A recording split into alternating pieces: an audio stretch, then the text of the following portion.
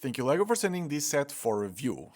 Wow, where do I even start with this thing? You know how much I loved last year's T-Rex skull set? A lot. I even asked for LEGO at the end of that video to do more of it. And they did with the Triceratops skull I haven't managed to get yet, but they went a little bit further, took that skull build and basically built an entire skeleton for it. That is literally what they did. Both skull builds are incredibly similar and honestly, I'm not even mad. I love it, I truly do. Being the 18 plus product that this is, you'll find the usual facts about Jurassic Park, the T-Rex, a few words from the design team, and even a photo showcasing the best way to pick this beast of a model up. Because yes, at over 3000 pieces and a meter or 41 inches in length, this thing is huge. Not Titanic levels of huge, but it does not fall behind by that much. Here it is next to the Creator 3-in-1 T-Rex, or better yet, next to the now retired T-Rex from the T-Rex Rampage set from a few years ago. How crazy is that for a size difference? I'm getting a bit sidetracked here, so let's check out the entire model and what it has to offer. For starters, it comes with this info plaque that is a print, very similar to the sticker done for the skull set, but bigger and with the right logo there, Jurassic Park. Next to it, a small dig inside scene with a vine piece in tan used sideways as if it were a skeleton, which is very clever, and two minifigures, Dr. Alan Grant and Dr. Ellie Sattler, characters we've seen before in plenty of other LEGO sets, but featuring the outfits they wear in the opening scenes of Jurassic Park.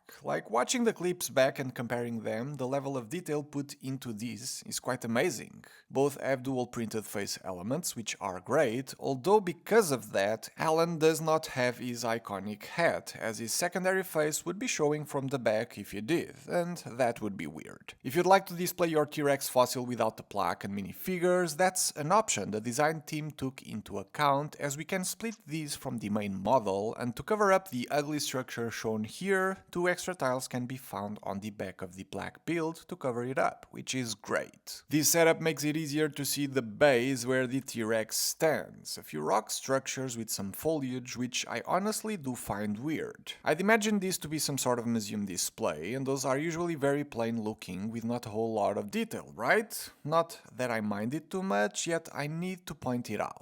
The fact that it was done like this though allows for some fun detailing, like the mosquito in the amber piece print, kinda peeking in here, alongside a few of these geode pieces, and in the front, removing this small build here reveals yet another print, this time around a 4x4 tile with a T-Rex skull fossil in there. Maybe a cool piece to place inside the Natural History Museum modular building, right? As for the T-Rex itself, I think it builds up perfectly on what last year's skull set did so well. Now, as I mentioned before, these skulls are pretty much identical, especially when you consider the top section, as I literally can't find any differences in them besides a few color choices. The significant change can be seen in the lower jaw though, that kinda looks beefier now than the skull set was, and I like that. Necessary changes were made for the connection point, including a bunch of new pieces that together form the strongest mechanical joint LEGO has ever done.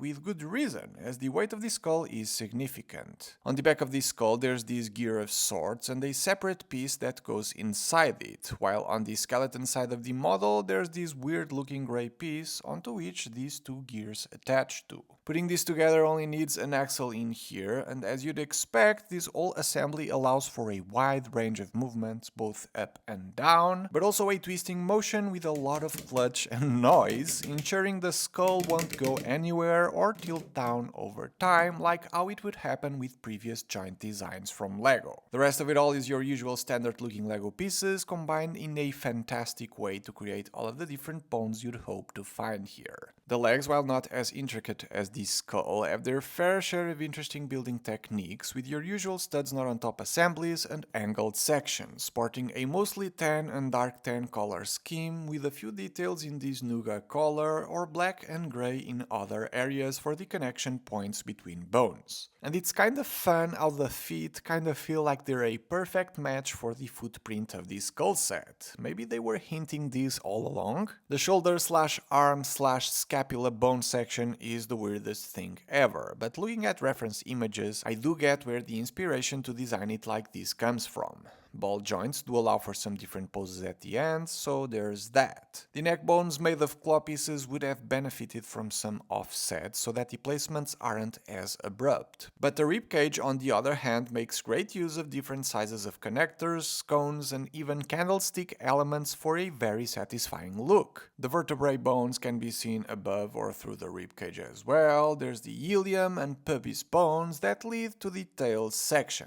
It's split into 5 different sections, which does allow for sideways motion, letting you display it how you see fit, and as for its looks, a ton of different kinds of slopes going all sorts of ways help us get a sense for all the vertebrae bones the dinosaur had. Here lies my main point of criticism though. It's very subtle, yet due to how these sections were built, a one-size-fits-all approach was taken, where in some of these areas the tips of the pieces are all at the same height, creating very odd-looking chunks of bones, whereas the approach should have been to try and evenly taper these down all the way to the tip of the tail. And there's incredibly easy ways to do it by just placing down a few extra pieces here and there. Very basic ones actually, so I'm sure the budget for the set should have allowed it. But regardless of all of that, when completed, the thing looks absolutely amazing. I may be incredibly biased, such is my love for dinosaurs and Jurassic Park, but still, there's nothing else like this in the LEGO portfolio, which also made it an incredibly refreshing thing to build, as opposed to your typical LEGO cars, houses and spaceships. A lot of you are also probably wondering how boring this might have been to build, but honestly, it wasn't bad at all. The build flow was smart in taking you from building big chunks of pieces to making some rib cages to then making more chunks of builds and then the repetitive steps. So all in all, while in terms of building techniques it wasn't the craziest LEGO set I've put together, it got me really excited to see this thing through from start to finish. Not to mention the craziest Easter egg of all time, a frog hidden within the structure of this set. That has been done before with the T-Rex from the T-Rex Rampage set, and if you know its meaning from Jurassic Park, frog's DNA was used to complete the incomplete dinosaur DNA strands taken from inside the fossilized mosquitoes on Amber, which is fun. But in here, the frog is literally and figuratively taking the wheel, as it is seated in a seat with an actual LEGO steering wheel in front of it. What?